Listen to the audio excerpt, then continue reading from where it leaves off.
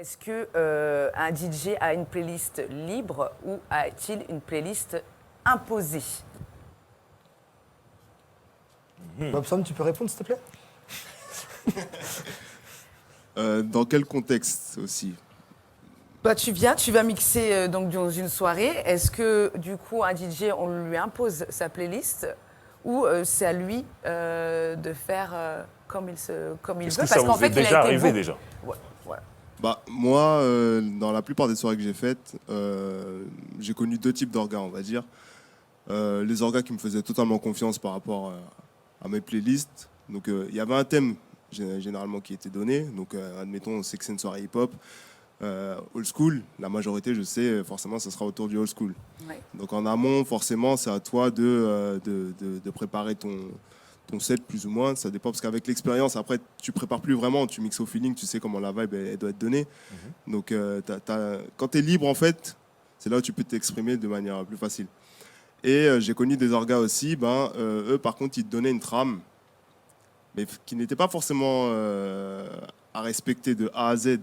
Je veux dire en même temps, parce qu'il faut que toi, en tant que DJ, que tu affirmes ton identité musicale aussi. Si c'est pour jouer ce que l'orga veut de A à Z, ça sert à rien.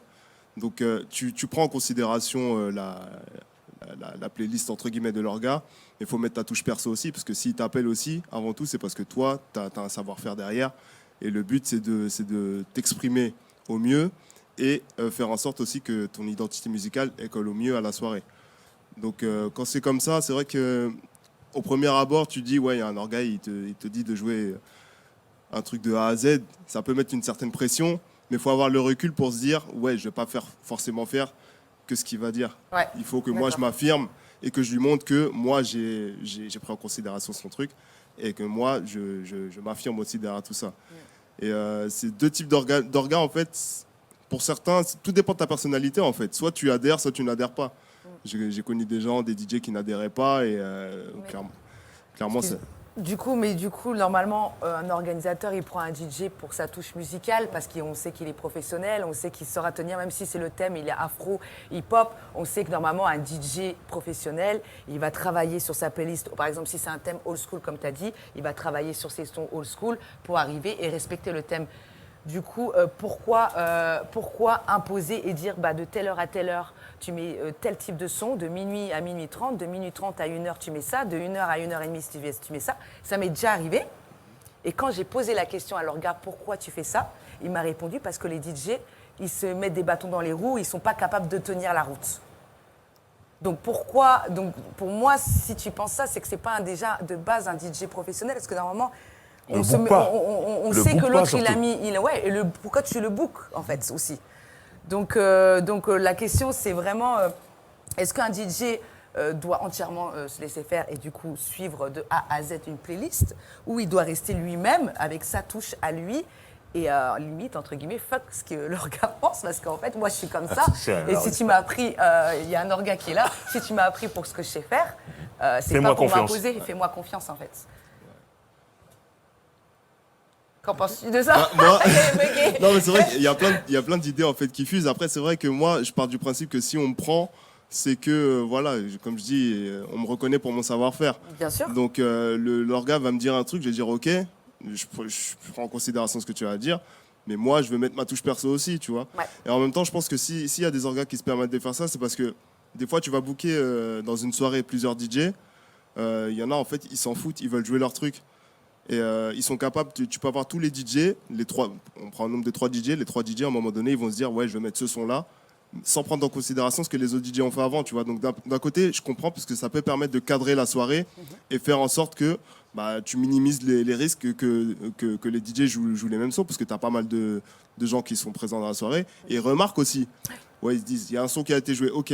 Là, je l'ai entendu 2 fois. Là, je l'entends 3 fois. Bien sûr. Et après, ça remonte aux oreilles des orgas. Et ça, je pense qu'à la place d'un orga, c'est relou parce que tu dis, mes DJ, en fait, ils font pas le taf. Donc, d'un côté, je trouve que c'est quand même bien de le faire.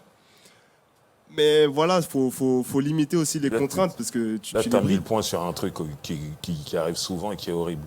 Les DJ, quand ils sont tous là, on va dire, il y a une soirée, il y a 3 DJ qui sont bookés. On va dire, ils sont tous là. Ils ne s'écoutent pas, j'ai remarqué. C'est pour ça, souvent, ils jouent le même morceau que l'autre a joué.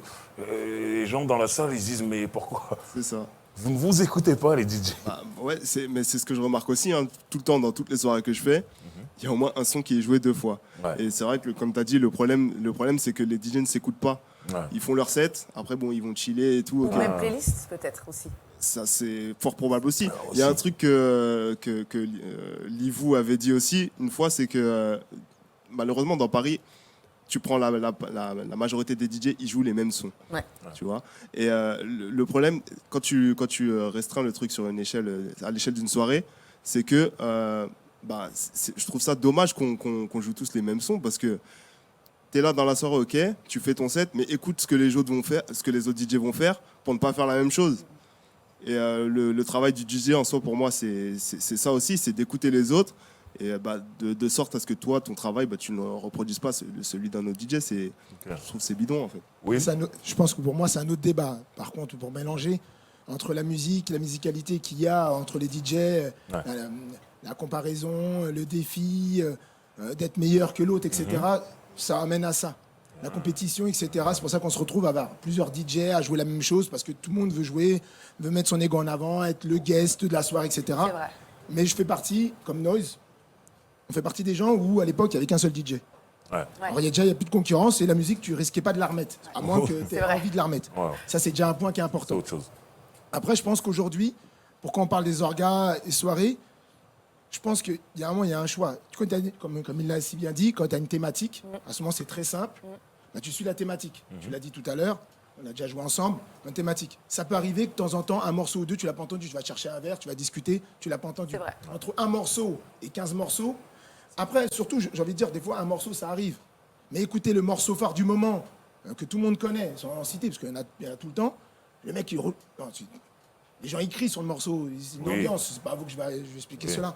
Qui fait qu'aujourd'hui, je pense que il y a des choix qui sont faits, il y a des soirées qui font ça, où je déplore ce genre de choses parce que je trouve que ça tue et ça dénature ce qu'est le DJ et la culture musicale. Comme tu l'as dit si bien dit tout à l'heure, que même si c'est un autre débat, la musique, elle est tellement grande. Aujourd'hui, il y a tellement de musique, même pendant le confinement, il y a eu tellement de musique qui sont sorties, mais je suis par terre. J'ai jamais entendu autant de musique alors qu'on était enfermé à la maison. Et pourtant, la musique, elle va pas sortir. Aux États-Unis, j'ai eu une grosse discussion il n'y a pas longtemps à Spotify, pas avant janvier 2021. Il n'y aura pas de vraie nouveauté ou le lancement de nouvelles nouveautés à partir de janvier 2021. Il y a la musique qui sort, mais il n'y aura pas un lancement en grande pompe. Il faut oublier le tube de l'été. Ça va être un tube TikTok. Ouais. Je ne veux pas faire de promo, mais voilà. Ah ouais. C'est le Je truc vois. important, c'est aujourd'hui, c'est ça. Ouais. Et je reviens, et vu que la question première, c'est l'orga, je pense que les orgas, aujourd'hui, il y a des orgas qui ne sont pas des orgas. C'est des anciens clubbers qui sont devenus orgas, des fois qui Tellement deviennent vrai. DJ ou qui deviennent C'est vrai. autres, et qui fait qu'ils décident sur certaines choses. Du coup, ils vous demandent des morceaux qu'ils aimeraient entendre, eux, en tant que clubbers. C'est ça. Mais moi, j'ai connu ça, et là, je vais mettre moi, Et jeune. vous agressent avec des lasers comme ça, là. Ouais. Tu fais ça, toi? Non, mais moi, je peux te donner les noms, j'ai pas de problème, et aujourd'hui, ça me changera rien à ma vie. Au niveau de ma carrière, ça va rien changer. J'ai pas envie de me mettre en avant parce que je suis là pour parler d'un débat et qui apporte pour les DJ. C'est pour ça que je suis venu et j'ai eu cette chance grâce à vous. Et je trouve que c'est une bonne initiative. Alors je vous en remercie encore une fois. Mais la chose qui est importante, c'est que quand tu vois tout ça, ça m'embête. Que tu vois l'homme au laser, que tu vois l'homme à la clair. playlist et d'autres, ça fait mal parce que quand tu as des mecs comme GG qui te lèvent. Je parle parce que GG est là et si vous l'avez invité, c'est pour une bonne raison. Ouais. Ou Adama, par exemple. C'est libre recours à ton imagination et à ta culture. Tu fais une soirée avec eux, tant que tu restes dans la thématique, il n'y a pas de problème. C'est bon. C'est sûr, si on te demande une soirée reggaeton et que d'un seul coup tu mets lean back, les gens ne vont pas comprendre. Ou vice-versa. C'est vrai.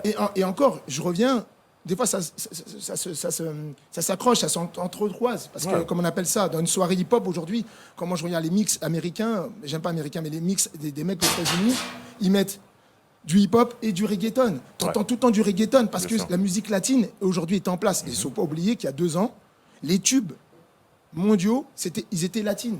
C'était latin. C'était pas, il y avait pas comme une époque où il y avait l'EDM, après il y a le rap, etc. Je vous l'avais dit. Bien sûr.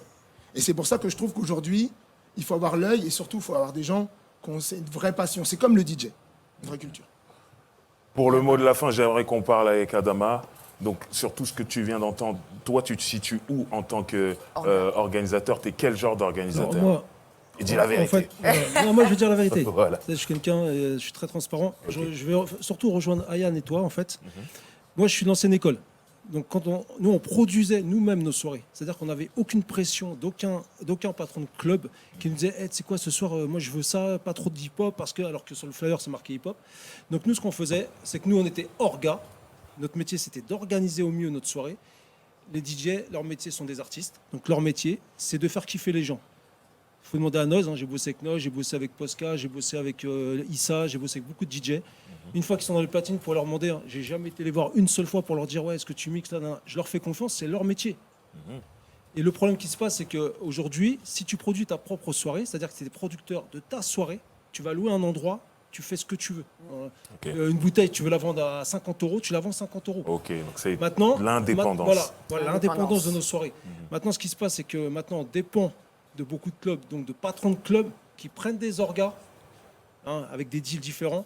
Et le problème, c'est que souvent, les orgas subissent la pression du patron du club pour dire au DJ, ouais, moi, ça m'est déjà arrivé. J'ai fait des soirées où le patron il dit, ouais, il y a trop de hip-hop. Ouais, mais regarde mon flyer. Hip-hop, R&B. Je ne vais pas mettre du rail. Donc à partir du moment où je book des DJ hip-hop R&B, je les laisse éclater dans du hip-hop R&B, que ce soit du hip-hop de maintenant ou un petit peu à l'ancienne. C'est leur métier. C'est clair. Et je considère que les DJ, on les considère pas assez comme des artistes. C'est pas des pousseurs de vinyle ou des pousseurs. Après bon. Ou un jukebox. Après voilà. Le DJ n'est Après- pas un jukebox. Après ce qui se passe après, il y a les polémiques de qui est bon, qui est pas bon. Ça c'est pas mon problème. Moi je suis orga. Donc j'ai confiance aux gens avec qui je travaille. Il y a de très bons DJ qui sont pas connus, comme il y a des DJ qui sont connus qui sont bons aussi. Maintenant, il y a une grande génération de DJ. Maintenant, il faut juste les considérer comme des artistes, comme un gars qui chante ou comme un gars qui anime une soirée. Ce sont des artistes. Ouais. Donc il faut déjà leur donner ce côté respectueux. Et après, je pense aussi que c'était très important, c'est la culture DJ. C'est important. Parce que, attends, je suis peut-être de la vieille école, mais moi je pense qu'il y a des DJ, ils ont besoin aussi d'avoir une culture, la base du DJing, de savoir comment ça a évolué, comment ça a été créé. Si un DJ de 25 ans, j'aimerais bien lui dire, excuse-moi, tu peux me passer un petit morceau de Daz FX, là, vite fait, ou du Lords of the Underground. Ouais. Et après, tu peux me passer de la trappe, il n'y a pas de problème. Je considère qu'il doit connaître Aller un chercher minimum, un petit minimum. ce qu'il y avait avant lui. On ne va pas lui demander toute l'histoire du Ouais. hip-hop américain, mais voilà, il faut voilà, c'est le petit mot que j'avais à dire par rapport à ça. Je vois. Et c'est Très bien. important qu'on respecte les DJ, surtout leur travail.